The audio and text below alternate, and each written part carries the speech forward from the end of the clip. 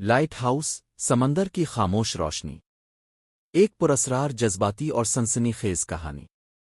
سمندر ہمیشہ سے انسان کے لیے ایک راز رہا ہے، کبھی پرسکون، کبھی خوفناک، اور کبھی ایسا وحشی کہ بڑے بڑے جہاز بھی اس کے سامنے بے بس ہو جائیں۔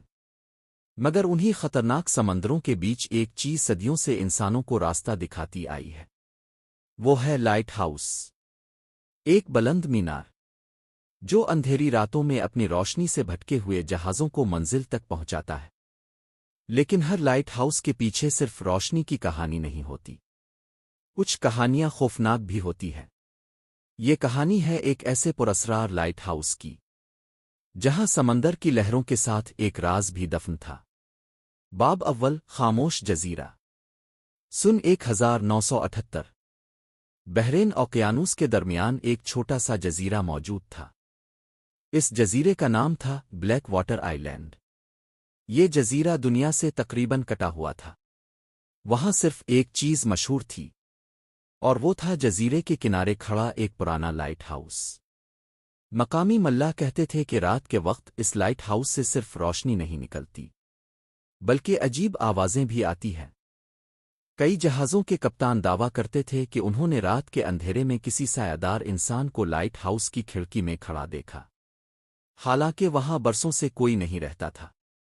لوگ اس جگہ کو منحوس سمجھتے تھے۔ باب دوم، نیا کیپر۔ ایک دن حکومت نے فیصلہ کیا کہ لائٹ ہاؤس دوبارہ فعال کیا جائے گا۔ اس کے لیے ایک نوجوان آدمی ایڈم کو وہاں بھیجا گیا۔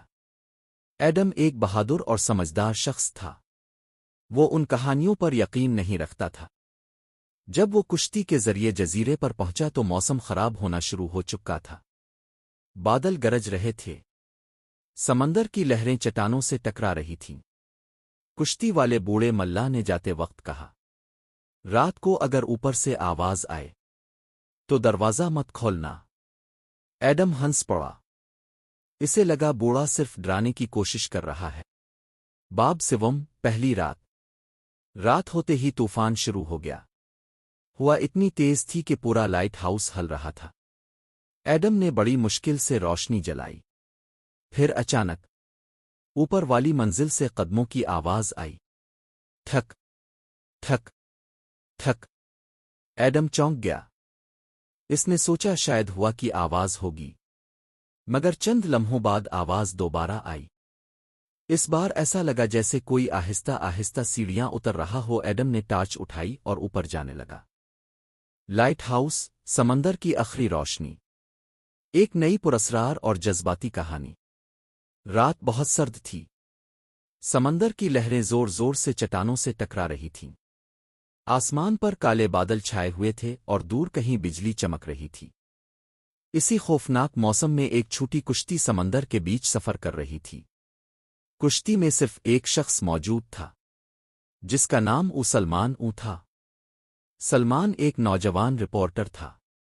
وہ پراسرار جگہوں کے بارے میں کہانیاں لکھتا تھا۔